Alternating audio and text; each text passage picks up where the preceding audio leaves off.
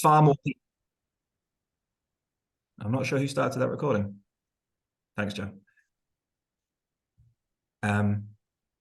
It's just Joe recording it for you. It'll be helpful for other people. Thank you. Okay. Okay, so just a bit of background to the current retrofit scenario.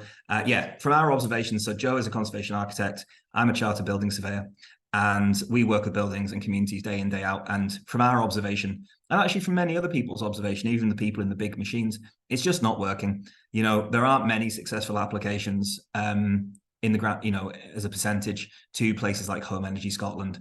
There aren't that many buildings being retrofitted under the ECO scheme. So ECO is the energy company obligation. So even with the might of the financial resources behind the energy companies, even they're struggling to do this at any sort of scale. Same with the government.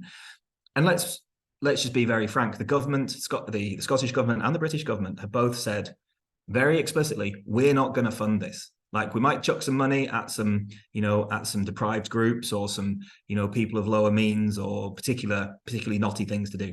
This is not going to be funded by the government. The other thing to say is that our housing stock isn't in great condition anyway. Even take aside, you know, this race to net zero and EPCs and all of that sort of overlay, our buildings are typically in poor condition. And there is a theory that we have that the way to deal with this is people working more closely together. And as a benefit of that is that you get better communities. This is a way to channel retrofit money and all that media attention into actually just making our communities better places to work.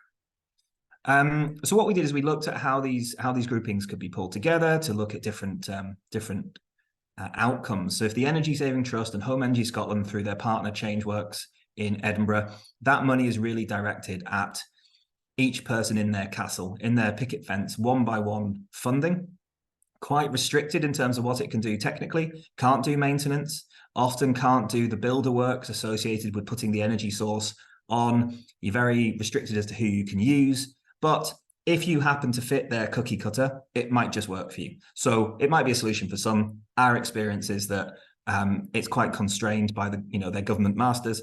And so it's not great for others. It also doesn't build any community. It's not designed to, and it doesn't particularly care about that. So of course it doesn't. But it is there, it does exist, and we need to acknowledge that. Then on the far right of the screen here, we've got people who are who are social tenants. So again, the social sector is being rolled through with large schemes. They're not doing as much as they would like to, but they are there, they do exist. What we thought of was not to coin a phrase, but a third way, which is where we get people together in groups. And what this does is not only does it have the potential to do more and overcome the hurdles that the Energy Saving Trust, Home Energy Scotland, Changeworks route does, but it also gives us the opportunity to form better communities, because it's a great excuse for people to work together, for people to meet their neighbours, to work on a common project together. And this has the potential to give us more than just a better EPC. It can maybe give us better places to live. So that was our theory. This is the background to the collective. So we spun out of something that EVOC, which is the Edinburgh Voluntary Organisations Council, long-lived, reasonably well-respected entity in Edinburgh. They had a forum, the Edinburgh Communities Climate Action Forum, and our little collective sort of spun out of that. It was the first initiative of the forum. And through it, we were very lucky to be connected with three wonderful community organisations: the Dudley's Community, Porty Community Energy, and BANZAI, two of whom are speaking tonight, and Porty Community Energy, of course, associated with Justin and Action Porty. So that's the sort of structure of things. But not only are we a collection of communities of location, but we are communities of interest as well. So what Joe and I were keen to do was to connect communities of location with support structures, people who can help. So they're connected. We've connected these groups with the Edinburgh Architectural Association to try to bring in that sort of formal construction sector that has skills and abilities that often aren't present in this retrofit world. EVOC, of course, to help us connect with community groups and to bring in that community wealth building, community organizing skill. The wonderful Edinburgh Tool Library and their spin-off Retrofixers group, who are trying to teach people DIY, building maintenance and retrofit skills. So these are the member organizations of the collective. Just a bit on theory, like why do we think that this works well? I think any of you who are used to seeing this may well be familiar with the idea of sharing libraries, like the tool library, like Porty's bike library, but more prosaic things like carpooling. Airbnb is a way of sharing resources, common kitchens, laundrettes, and all of these things not only bring people together, but they share resources, lower our impact on the planet, make energy cheaper, make resources cheaper, especially during a cost of living crisis. These things should be quite attractive. We also took from the theory around tenemental maintenance, which is promoted by the charity Under One Roof, who are the tenement charity. And they go by the ABC of repair to retrofit. So A is association. So taking that from the tenement context and putting it to the every building. This is the idea that if we can collect together in a structured group, we can do things together more than what we can do as just sole individual private people. That sort of thing might need some governance, it might need a constitution, or you might even become something incorporated, perhaps even a development trust. Building condition survey. So the theory behind this is, well, make sure you know what you've got your hands on. Make sure you understand the physicality of this. We're doing things with buildings, very expensive assets, quite complicated. Make sure that you've got understanding of what you've got your hands on, and also give yourself a plan. And from that, then we can understand what's going on with the cash. We all know that community action, volunteering, it'll get you a hell of a long way, but it won't get you, anything significant in terms of work to a building, unfortunately.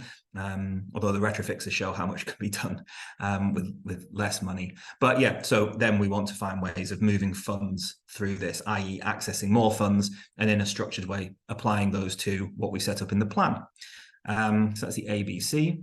This is our little diagram showing how all this fits together. And in very simple terms, down at the bottom there is people, isolated, individual, not able to do much. They can access Home Energy Scotland, Changeworks, the Energy Savings Trust, but not a lot more than that. And as you move up through the pyramid, the groupings get increasingly structured and therefore can access more and more resources, better finance, more support. So the next level up is your sort of stair associations. You can and you can maybe repair a gutter together. You can repair a roof together. You can repoint your tenement. You move up the next way, maybe you become incorporated as an entity. You can access more formalized funding. You can get consultants who can hold your hand and make sure the works are being done right and make sure that you're instructing contractors in a sort of effective fashion. And then we move up to the next levels where we might be a development trust or something like that, where we can access shared energy schemes and bigger structures, get hold of other funds. Of course, I'm sure Justin will point out it's not all wine and roses once you get to that stage, but you do have those bigger structures and greater reach. And then at the top there, we're doing things like we've got bike libraries, we've got sharing libraries, we've got carpooling. Maybe we've even got control over our green space, our food security. We're into activity like that. The other important point here is that you can come into this at any level, and some things move at different paces. So you might already have a bike library, but you might not have an organization that can help you all come together to repair and improve your buildings. A lot of this theory comes from tenements, but the point that we're trying to make is that there is mutual fabric in lots of building types. So you might be a perimeter block of tenements and you've all got a back green. So yes, you share your roof with 8 others, but you might share your back green with a couple of hundred. If you're in a flatted street or a terrace, you're sharing those mutual walls between you. How do you repair your mutual chimneys? You've got gables to deal with, but also you've got shared back gardens, shared parking spaces out the front, all of which can be shared amenities that you can leverage. Even semi-detached houses around a cul-de-sac might have shared green space. I worked on a cul-de-sac which has a ground source heat array in all the shared parking at the front, and then they all benefit from more efficient heating. So the collective then, we've taken our inverted pyramid, our way of moving people through this. We're only 6 months in. We'd appreciate any help that people might want to offer, but we're looking to give toolkits, toolkits for community intermediaries. So these are these people who put their hand up. They stand up and say, do you know what? I'll do the heavy lifting on this. I'll chair the meetings. I'll write the minutes. I'll apply for the building society account or the bank account. We want to do toolkits for homeowners. And really, we want to broaden this out as well to tenants, landlords, and even social housing, although their path through this is very different because of the lack of control they have over their buildings. So that is an aspiration. Just being very open and honest about it, they are particularly tricky cases to support it's an aspiration, but we can talk about that if people want. We did a little survey. What was interesting, we got just under 150 respondents. What was interesting was that 55.8% of people said, well, the big challenge with that is dealing with the practicalities, the organizational issues, and the non-cooperative aspects of working with others. So, and then we have 35% of people wanting an intermediary lead owner, i.e. someone to do a lot of the running on this, someone to take responsibility. And 27% of people looking for an independent, trusted organization, which we thought was quite interesting, because what would count as that? What is independent and trusted? Answers on the back of a postcard.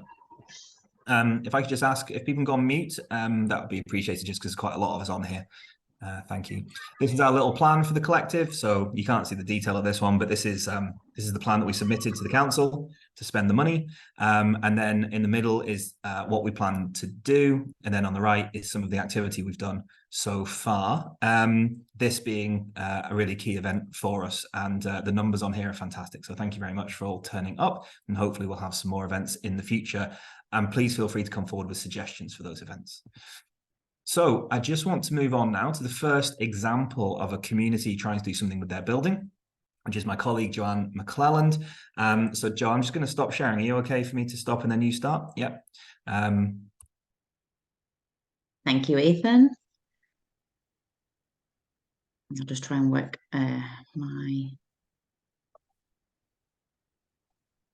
She said yes, and now I can't find it.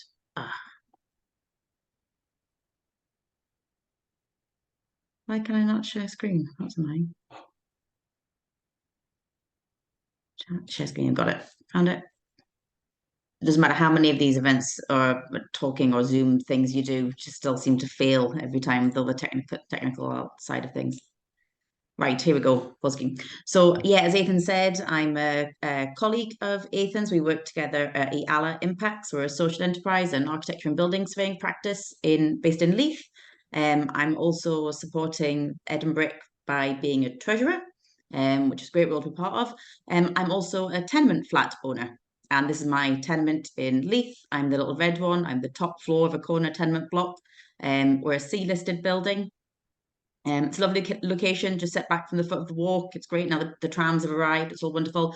Got great shared back green, very positive attitude in terms of tree maintenance and grass cutting. And there's there's all sorts of things going on, like a little bit of allotment growing, lots of waste timber that gets shared and reused for things. And you can, and composting as well. So the garden's a real positive asset. There's nothing actually sort of like structured as we're sort of suggesting here around it. So I thought, well, okay, I talk about this a lot of work. I should really try and do this myself. So I suppose I'm saying this with a bit of appreciation of realizing how difficult it is with neighbours. It's not straightforward. So trying to put the theory into practice, I guess. So this is, apology for the quick colouring in here. This is my tenement here. I've got a double upper on the top floor on the corner. 3-4 sides fully exposed to the elements. The blue guys next to me, they're all our tenanted properties. So they all have agents who work as the sort of in-between between the other owners. So there's 2 other owners that live on the ground floor. There's 2 ground floor flats that have got owners. I'm on the top floor. I'm also an owner occupier. And then the middle ones are all rented and with agents as the go-between. I've got mixed feelings about this. Sometimes I actually think it's really good. Sometimes the agents are sometimes a bit slow, a bit quiet, but normally if me and the other owners do the legwork, they normally sort of wait and then just say yes. So if there's something that's broken, we go and get the quote and then wait a couple of weeks. And then I've got a little clever strategy that I always say. I send an email out to everyone. And then when no one replies, I say, thank you for 3 of you replying, even when no one's replied. Thank you for 3 of you replying. I'm just looking forward to hearing from the rest of you. As soon as I've done that, they all reply and say, okay, well, if someone else has agreed, then we'll get on board and do it now. So a little tip for you there. No one knows who else hasn't replied. So you might as well tell them that everyone else is saying yes and things move forward a bit faster. So yeah, as I said, trying to follow the good practice that we're talking about in the theory. So I guess in the theory of change, I'm sort of at the minute maybe at the bottom level, trying to put some structure in, or the bottom level at the sort of the low-hanging fruit level, trying to move up to sort of shared repairs, so a bit of an ad hoc thing into something a bit structured. As I said, we do have some good things going on with our garden, so there is a bit of a community mindedness there, but there's nothing formal and structured around it. So I was just sort of trying to explain where I am. I've got my tenement, we've not got anything sort of structured yet, and then moving up to the vague hope that something else might come along, a bit of a carrot at the end of all of this. As Aythan briefly explained, the ABC of setting up an owners association under one roof is a fountain of knowledge. There's all sorts of things in there. It's actually just, sometimes you might even think there's like too much things on there. So I just want to highlight the key things that I think are really important. And that's one, around setting up an owners association, and two, around advice around getting a building condition survey, or as we call it, EALA, a building passport. And then three, around setting up a sinking fund. And these are the sort of the three core things if you want to do anything with a grouping of properties, the three key things that you sort of want to look at. So for A, the association, if you go to Under One Roof website, I put the link here. I'll share this on the via the EdinBRIC website after this. But there's a link to a sample constitution. You can go on, it's a Word document. You can just download it, and it's got little highlighted bits that you need to change. So I've just changed it for my address, and then ran through, and there's maybe 3 or 4 things that we changed. As I said, so it's just me and the two owners on the ground floor. We sort of went through this and set this up ourselves. A couple of emails between us. We said we need to put something in place here. This is getting ridiculous. So a couple of emails between ourselves. We were all quite in agreement about it. Drafted it out, sent it out to the 5 agents. Organised an AGM. None of them turned up. Did some minutes. Said that we were if no one.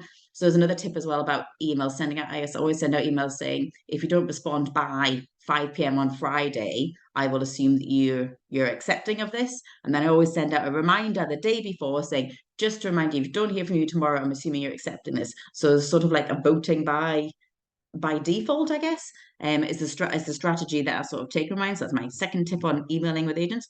And actually, and then they've all finally, slowly but surely, came back and said, yes, we're happy with this. As I said, it just takes a bit more time. But slowly but surely, they've all come back and said, yes, we're happy with this. I'm glad. Thank you for spending the time to set up the constitution on our behalf. So you'll see the bit that I haven't filled in yet is a bit about the costs. So it's how much to save and how much money am I going to put into this this subscription each year. So I've got my draft constitution from Under One Roof. Me and my other 2 neighbours. You have to have someone I volunteered to be the chair, someone else volunteered to be the treasurer, and someone else volunteered to be the secretary. So you have to have 3 people, and 3 people have to be named on the constitution. So we've done that bit. That bit's up and running. So then building condition survey. I'm very excited. I'm getting this done tomorrow, finally. Managed to get access to one of the neighbours' gardens. That was the only bit that was a bit tricky to try and organise. But after that, they don't need to get into any of the other sort of private areas. It's all done by the communal area. So getting into the staircase, they can get into my flat to have a look in the so I'm the top floor, so there's a benefit. Our communal access into the roof space is not possible, which will be something on the list to get done. So they can get into the roof via my flat at the minute, just to have a look at the condition of it, and all the rest of it is in common areas and from external areas as well. So don't really need to invade any of my neighbours, and don't have to sort of wait too much time getting their consents and access is agreed. So the survey itself looks a bit like this. There's a bit about the owners and a bit about the context of the building. So if it's listed, how many are in the staircase, what EPCs you might have, what councils you're in, and that sort of thing. And then the next section is about the documents and elements that are of the building. So it picks up things like, do you have EPCs? Have you ever had a asbestos survey done? And then the elements of the building itself, so about what types of windows, what types of roofing, what types of stone, and then the condition of all of these things. And then the final bit is about the lifespan maintenance improvements to these elements. And within that, it's great because you get a little cash flow that says, in terms of budget costing, this roof slate is in great condition, but your underslate membranes coming to the end of its life, needs to be replaced. So you've got a bit of a timeline for when you're going to need that. So then that is what's informing what we're going to put into the sinking fund each month, so we can start saving up for it. And the way that we're dividing up the cost on that is based on floor area. So the floor area of each flat, again, this is guidance all taken from Under One Roof's website. Guidance on setting up your floor, setting up your sinking fund, sorry, based on your floor area.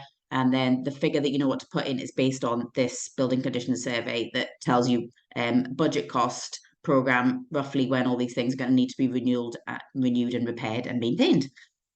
So I'm very excited about that tomorrow. I'll be very excited to start putting some money into the bank account. She says positively about giving away money, or positively putting in money. And then setting up the bank account. Setting a bank account takes absolutely ages. I'm really grateful someone else volunteered to be the treasurer on this one in my stare. We've just got a standard Bank of Scotland account right now. But there are other ways that I know that other people have done it. Novaville is a shared repairs app promoted and supported by Edinburgh Council and a few other councils across Scotland as well. You can go onto there and they have an online sort of bank account that you can share to make quick payments for through there. And then you can start looking at positive things like Triodos Banking that try and do all things ethical with their money. So if you want to try and get away and have a positive influence where you're saving your money. But I do think just any step getting a bank account. I mean, I'm feeling pretty optimistic here. The fact that I've got an owners association, I've got a building condition survey done and a bank account, and then looking forward to moving forward to the positive things they might be able to do with the bank account after that. And then I just guess lastly, why? So obvious things, maintenance work needs done. I've got a broken door, I've got leaking gutters, my lights need replaced, my stair needs decorated. So like actual things need to happen sooner rather than later. Very keen to, I love my flat, really keen to stay here, but really want to make sure that there's sort of shared responsibilities around me in terms of saving for roof repairs, saving for the chimney in particular. And then future opportunities for improvements. There's a lot of talk, as Aythan said, about energy and different routes for funding. I know personally and professionally, it's nigh on impossible to do any retrofit or energy improvements to any great scale to one flat on their own. But I know that there is greater opportunity possible when you are looking at a building block. So either a stair or a street or even a whole sort of corner of a city plot like this. And then I know other communities have things like car sharing and bike sharing and tool sharing. And I think, moving forward, we just bought our own lawnmower this summer. So we have that. So everyone in the garden can, and our neighbours next to us can use that. And then lastly, the Tenement Act, the rules of ABC. So association, building condition survey, and the cash, the sinking fund is actually going to become law through a change in the Tenement Act. So I thought, well, I'll probably take 2 or 3 years, I'm sure, by the time it works its way through government, but very keen to get ahead on that and I suppose, yeah, start on this journey and I'll keep telling my story through EdinBRIC and let you know how I get on working with my neighbours. So that's all from me right now. Thank you, Joe. Just realised I obviously waffled too much at the beginning. We're now running a little bit behind time. Ollie, are you on the call? Are you all right to talk? I am. Apologies, I was a bit late there, and apologies, not much light in this room. I'm basically in a broom cupboard. Do you have a thing to share, or should I share a screen and you can talk? I can share. Amazing. Maybe if I share this one. Let me know if you can see it, or when you can see it. Yep, there we go. Yeah, hi everyone. My name is Oliver Woodruff from the Dudleys community group. I think our full title is something along the lines of where is it now? The Dudleys Community Home Improvement Group. So that's a bit of a mouthful sometimes, but no less so than EdinBRIC. So I've been in the Dudleys since November last year. We moved in, and I kind of thought, well, what a great opportunity to actually have a go at trying to pull together some sort of community group. I think I've been talking to the EdinBRIC team for a bit longer than that, maybe, but that kind of gave me the impetus to try and get something going. And at the same time, someone put on the local Facebook group that they were trying to start some sort of community solar scheme. So the kind of two things collided, and we came up with something along these lines. So for anyone that doesn't know, the Dudleys are kind of down towards Newhaven, Leith Way. Victoria Park's at the bottom of the screen. We are a conservation area, relatively recent conservation area, but it basically takes in all of the properties on Dudley Avenue, Crescent Gardens, a couple of connecting ones, and also there's some properties on Newhaven Road as well, which have the same typology. So we're not looking at for other properties that don't have the same makeup. Slightly bigger properties, we've all got flat roofs. I'll move on to that maybe a little bit later. There's effectively about 250 front doors on these streets. Some of them are split into flats, some are full houses. But as you can see here, we kind of did a very quick look around to see, but most of them seem very similar. Kind of terraced house with flat roof. A few minor differences as you go around, but they're all fairly similar. And as I have found out, have no insulation on the roof. It is effectively just the ceiling, some timber, and a bit of felt generally. So all of your heat just disappears out the roof and off it goes. And generally they either have single glazed or some sort of newfangled glazing that's gone in very badly often. So pretty much all of the houses either need to be upgraded or are partially upgraded as they go. But they're also great for solar. Being a flat roof, it offers a great potential. Unfortunately, being a conservation area, permitted development for solar doesn't apply. So something that we're looking at with the EdinBRIC team is trying to get around the requirements for that planning permission, or not necessarily get around it, but maybe we'll touch on this later, but try and get a collective permission from the council. But it's something that Joe and Aythan are helping me with at the moment. So hopefully the planners are open to some sort of discussion on that. So what we tried to pull this document together to give as much information in one location as possible. It probably needs tidying up, really, but it kind of gives an idea of the kind of grants that were available when we wrote this for everything that people might like, and kind of trying to pick off those low-hanging fruits before people get stuck into things like heat pumps and solar. Things like insulation and draft proofing and windows and thermostats, etc., and try and act as a bit of a educational piece, if anything, where you can get information from. And this is kind of backed up with a survey that is currently live at the moment with the residents. I'll be honest, it's not got the best traction, as probably Mick can testify in terms of surveys go. But we do have a live in-person event next week. I think it's next week, where we're hoping we'll get a few more people in the door who might have a bit of interest in trying to make their homes a bit more energy efficient and maybe improve things slightly better. And again, moving through the document, there's a kind of second strategy for those higher impact works where the people might want to get off gas, get that kind of the roof insulation, because although there is grants and funding for insulation, it's generally quite a small aspect for a flat roof, which needs to be re-roofed, and you could be looking in the region of kind of 15 to 25,000 pounds for re-roofing a flat roof. So it only really makes sense for people to do it when the roof needs to be re-roofed to actually get that insulation in there. Because unfortunately, unless your ceiling falls down, it's quite hard to kind of get into there and actually do it properly. So it's not something that can be done by everyone right away, but it's something for them to kind of maybe plan towards the future and then do those little easier steps maybe beforehand. One thing we've tried to do is try and do a bit of a case study using my property, and we needed to get the roof redone based on the roof survey. Only had a couple of years left in it. So we took the opportunity to get that insulation done, and I'm kind of working through this as we go.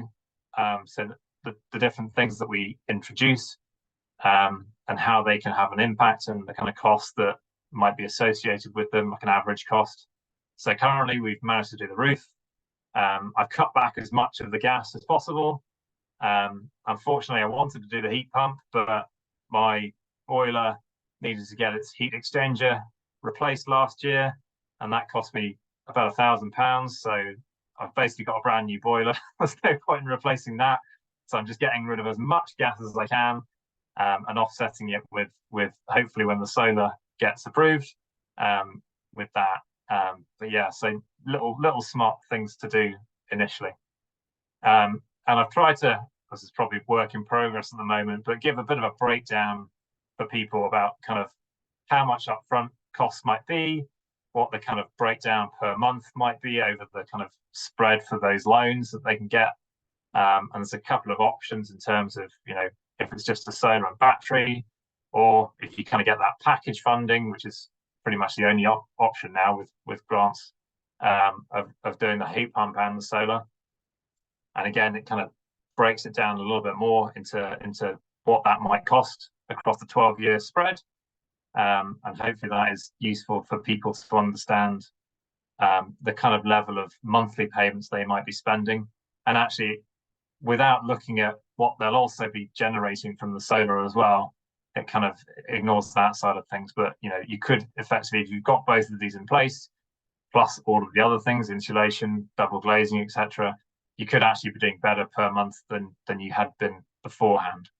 But sorry, that's in a bit of progress. In terms of the Dudleys itself, so we have recently kind of sorted our constitution out, and Joanne, you spent a lot of time on the constitution there. It's very similar. I think we just borrowed it from somewhere else, and kind of made it fit. It's gone back and forth a little bit, and the general meeting numbers change over time and the faces change over time, but there are kind of core 4 or 5 people that seem to turn up to most meetings, and we've managed to get some sort of constitution out there. But, you know, this is still very early days in terms of where we are and where we want to be. And the survey hopefully will help drum up a bit of interest and get a bit of things moving in the community. Yeah, so that's kind of where we are right now. And where do we want to go from here? I mean, one thing is looking at things like community solar and talking to Mick and the guys at the Edinburgh, am I getting it right, Mick? Edinburgh Community Solar Cooperative. And seeing what other places have done around the UK, you know, things like London, and looking at, you know, Trinity Primary is at the end of our road, nice flat roof there, so, you know, there's potential that there and Victoria might get solar, and it's something that the local community can hopefully invest in themselves. Pedestrian crossings in the community, you know, we know there's not enough of them on New Haven Road. It's 20 miles an hour, but they're still not great. There's a lot of traffic flow. And it's something that we know with the school could do with improving, and, you know, why not make it jazzy while you're at it, kind of thing, who knows. And then, you know, EV charging as well. It's a very residential site, so could we do something to kind of help the council move on this space? Can we get something, you know, I know that there's a company called Kerbo Charge who are trying to run trials around the country. I think they're in touch with Edinburgh Council, but maybe it's something we could push on that. Again, these are probably way down the track, but who knows what we can do. Maybe even things like, you know, green infrastructure, but this might be pushing things a bit too much at the moment. So, but anyway, that's kind of where we are. But, you know, at the end of the day, it's just making people feel like they can talk about things, and things are kind of maybe happening in their community, really. Fantastic, Ollie. That's brilliant. It's a unifying theme of all the groups that I speak to, and they're like, "Oh yeah, we've really not done anything at all." And then you hear what they've been up to, and it's just amazing, really. Next, Mick, do you want to talk about BANZAI? Indeed, I will. Let me just bring in my notes over here. You can put a screen share thingy up if you want. I don't have anything to share, unfortunately, but I have some notes. You'll just have to look at me talking. Well, I suppose I'll take note of the time as well. Well, thank you, Aythan and Joe and Ollie, for your excellent presentations. I'm sorry I can't match like with like, been busy doing other things. So yeah, I am here with a number of different hats on, and my remit here is to talk about the work that the BANZAI group is doing. So first of all, what is BANZAI? I mean, there are a few of you on the call who know, I know that, but many of you might not. So BANZAI is another great acronym for the Bruntsfield Area Net Zero Action Initiative. And I have to admit that the acronym came before the full decision on the name, so it's a little bit reverse driven. And BANZAI is a group that started a couple of years ago now. Despite the name, it's really centered on Leamington Terrace and a couple of surrounding streets on the edge of Bruntsfield. And yeah, I think it's kind of useful to have a little bit of the background of the whole thing in order to talk about what we're doing in home energy and retrofit, and also now with EdinBRIC, because for us the localization on Leamington Terrace is really kind of the significant factor. I mean, Leamington Terrace itself is a street of mixed housing, in the sense that it's in a conservation area, has a couple of listed buildings, of C-listed buildings, of which the tenement that I'm in happens to be one. It also has some terraced Victorian housing, so those are kind of typically longer term residents or people who've been in the street for a long time, and some older families. And it also has a number of tenement blocks, so an interesting mix of stuff. One of the good things here is it's a street of maybe 500 people altogether, but there is an existing sense of community, from at least the 11 years that I've lived here, largely centered around some of the longer term residents. But you know, we have an annual street party and barbecue where we do the actually surprisingly easy thing, which is to ask the council for permission to shut the street and get out and have a bouncy castle and a barbecue, and everybody just gets out and talks to their neighbours, which is a great thing, I have to say. We also have an existing kind of email list for the street, and that's obviously developed into a WhatsApp group over the last few years. Then in the summer, pre-COP26, then I was getting a bit desperate about the need for climate action, so kind of raised my head above the parapet and just said, look, you know, anybody else around here think we need to do some climate action? You know, there are many opportunities, let's think about it. And so the initial core of BANZAI developed out of that, kind of building on that existing community, which was a great help. So we had a little stall at the street barbecue, and you know, big sheets of paper inviting people to brainstorm and jot down some ideas, and that was a really good way of getting people engaged. Then in terms of building things from there, it certainly felt the case that it's been easier working with people that we broadly already know, so it makes it a lot easier to kind of gain some traction, to get some trust and engagement from people if you're neighbours. So that's been good. So that kind of developed was the beginning of the vision of BANZAI, which was to be essentially at its core our local Leamington Terrace area group, but then to take what we learn and do locally and try and encourage other local nearby streets in the broader Bruntsfield area, which is quite hard to define, to be honest, and to encourage others to form similar groups, and to maybe, you know, just share resources and share materials and share learnings, as they say. So that's where BANZAI came from. We also have a church hall on the street, which and they're quite cooperative and friendly. So having a public building or an accessible for the public building on our street has been very useful for hosting events relatively easily. So we started off with a film showing, which was supported by a small fund from SCAN, Scottish Communities Climate Action Network, at the time, which would now be, I sense, partly the responsibility of ECAN, the Edinburgh Climate Action Network, but that's another story. And we had a film showing of a climate-related film, and then some small group discussions afterwards, and took notes on different subjects. And that led to a small group of maybe 7 or 8 locals who kind of became relatively committed to doing stuff about the climate. Now, there's a lot of stuff to do, we rapidly realise, and as soon as you scratch the surface of any of them, then there are lots of things to consider, lots of things to do. But we had an interest in home energy and retrofits, which was kind of mostly me, another on active transport, another one on gardening and the environment, things like that, activism as well. There are people who are interested in the kind of group activism.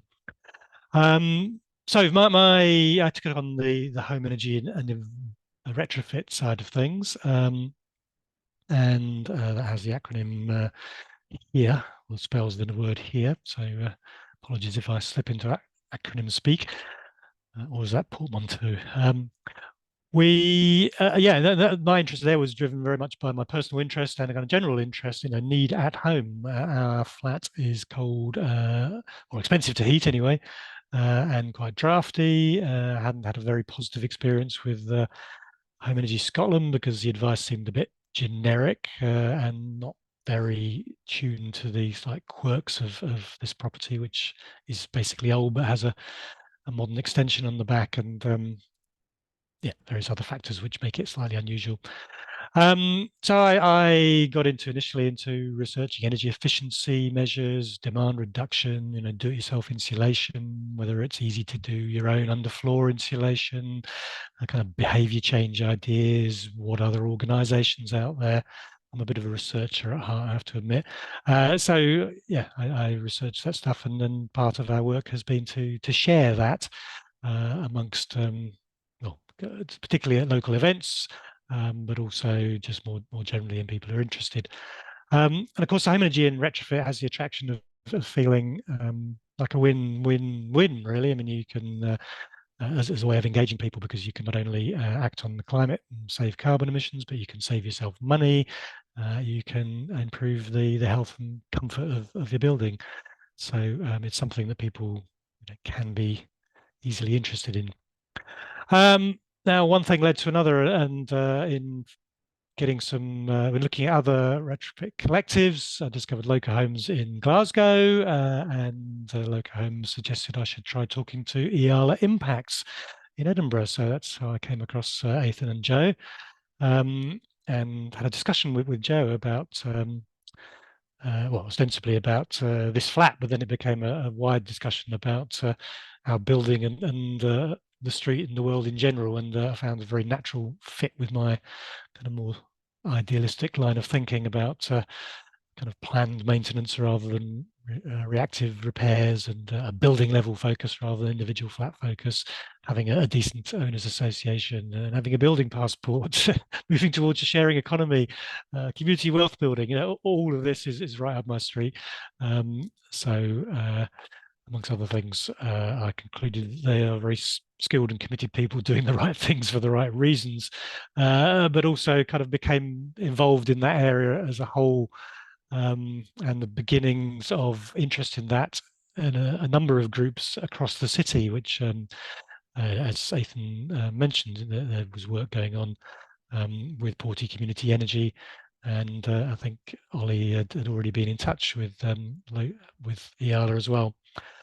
So things just began to build, but not with the kind of focused plan on street level retrofit that Ollie talked about there. But just I found myself thinking that if we're going to put a lot of effort into this, then and sharing information, encouraging people to do the right things, then wouldn't it be good if firstly there was a bigger organisation to support us, and secondly, if we made sure then that information could be shared across the city. So all sorts of things led one to another, and I've been somewhat sidetracked, you might say, over the last many months now by an increasing involvement in setting up the Edinburgh Building Retrofit and Improvement Collective, which I have to admit is the name is my fault. Sorry for its complexity.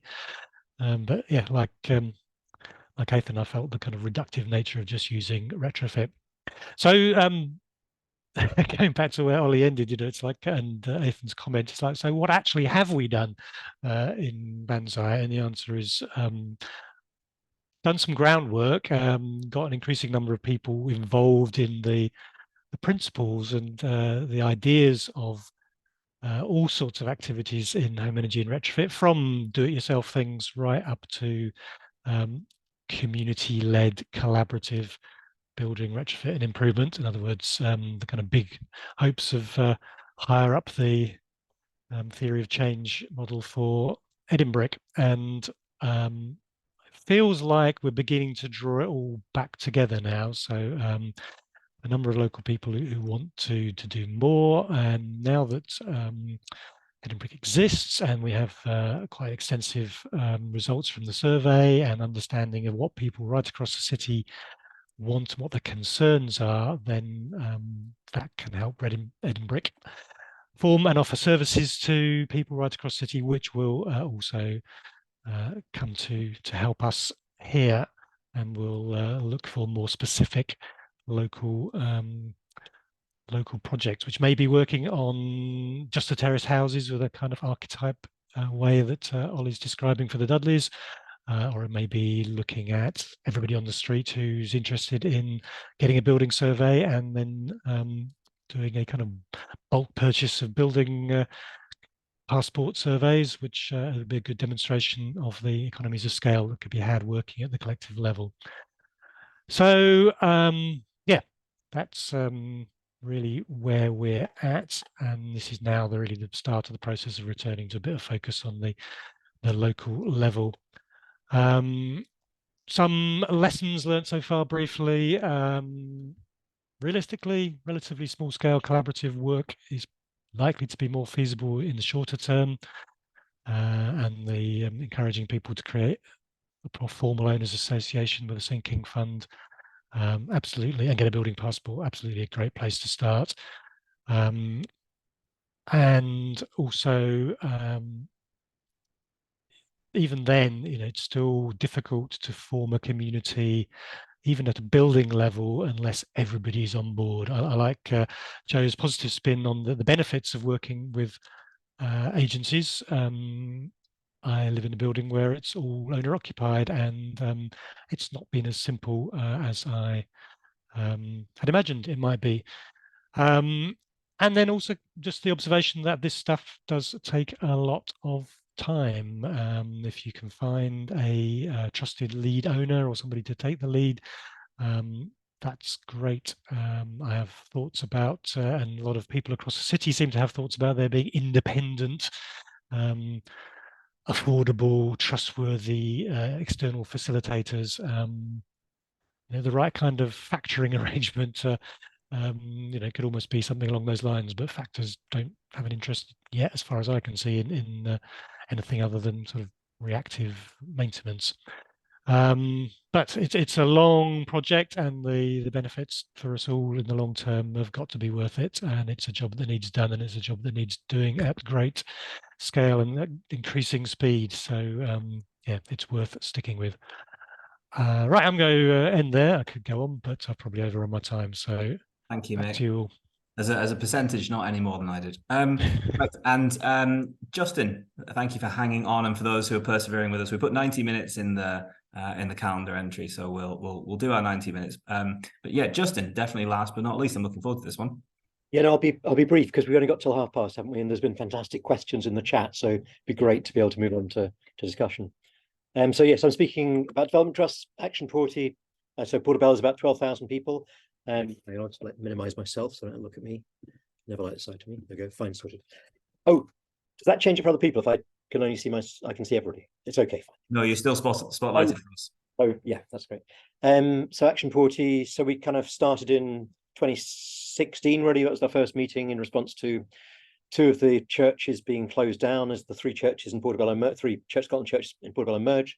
And you know, Mick referred to the usefulness of church halls and that kind of community space that's vital for communities. So we got together to try and save Belfield, which is one of the church on Belfield Street. And that was our kind of explicit focus, was that. But what I've been hearing from what Joe's saying, Aythan and Ollie and so on, is that community building is a huge part of this.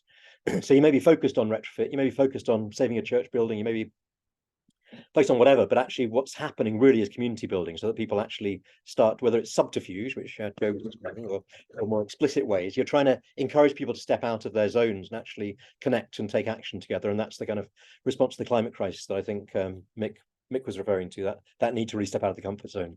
So actually, really this push was partly a response to a split that had happened in the community in Portobello earlier around the building of a school on the park.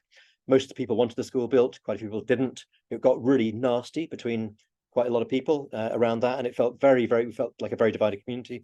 And I was talking with the minister of that church, of those churches, really, you know, how can we respond? It felt like the best way to respond was to take action in some other way that could bring people together. So there was that hidden agenda of communities always get divided. Your neighbours are the people you get on with worse, because they're not family who you can scream at and then you can say, I'm sorry. And they're not kind of friends that you choose to be with and you can choose not to be with. Your neighbours are actually right around you and you don't have a deep enough relationship with them to kind of say what you really feel. So it's communities are really, I think it's wonderful. I'm an anthropologist, I work in East Africa with communities there, and communities everything for me, but they are really hard and they're messy and they're real places to be. So I guess the process we went through was one where we took on different forms. So we became a development trust. We also joined Community Land Scotland. We're also a member of SCAN. So in terms of kind of enterprise, which is development trusts kind of focus, how do we collectively work together to improve people's lives where we are? Oh, sorry. And then Community Land Scotland's approach, which is, so we were the first urban community right to buy that was successful in Scotland. And then in terms of SCAN, action on the climate crisis is obviously fundamental, and addressing the cause of it rather than just dealing with symptoms obviously is absolutely vital. So I just want to be clear, we're not just a development trust. That's one of the things. So I just want to say that if you become a development trust, that's a step that you can usefully be taken. But actually, as has been described by others, simply getting your chair and treasurer and secretary and getting a bank account open and having a constitution, those are really simple steps. There's no need to become something bigger for a lot of things. And what I've been hearing is forms of organization which sound really appropriate to what's being described. So I'm just going to speak for a couple of minutes just to say that, you know, becoming a development trust can be incredibly helpful in terms of getting support and resources from Development Trust Association Scotland around organising and so on. We're about to kind of launch a kind of attempt to raise £1.5 million through a community share issue. We become a community benefit society to be able to convert the kind of old, very drafty building, you know, like these all are, into something that is much more kind of sustainable and can provide a lot more space for the community and so on. So when you move into that kind of region, then actually having being a development trust, having that kind of organizational form can be incredibly helpful. And we found it very helpful and very supportive from Development Trust Association Scotland as well. So just that's really all I want to say is don't go for it unless you need it. I mean, so it's great, but don't add yourself additional burdens. Join things like SCAN and join things like Community Land Scotland and so on, things that don't require you. To be a development trust, you have to be the only one in your area. It's geographic. You can't have multiple in the same area. So when I was in PEDAL, Portobello transition group, really, we were a development trust for Portobello for a while. Then we realized we weren't doing the job, because the job is to partner and connect up. It's not just to focus on your one issue, it's to connect up all the issues. It's to consult the community much more broadly. It's to have the membership of as many people in the community as possible. It's to take on that kind of that leading edge coordination role in a sense for the community. And that's a really hard or demanding job, which some people are up for, and that's fine, but it's not something to take lightly in that way. So it's really worth stepping into if you want the support to do something big. But if you're already doing the biggest thing, which is trying to get on with your neighbours and trying to get them to do something, take those initial steps, then I wouldn't jump to the furthest level. But it's there as a supportive form if you need it. And I could say loads more, but I think it might be good to move on to make space for other people to talk, if that's okay. Fantastic. Thank you so much, Justin. Joe, if you wouldn't mind stopping the recording. Thank you. Right. So I suppose there's some good questions in the chat. And so I'm just going to work through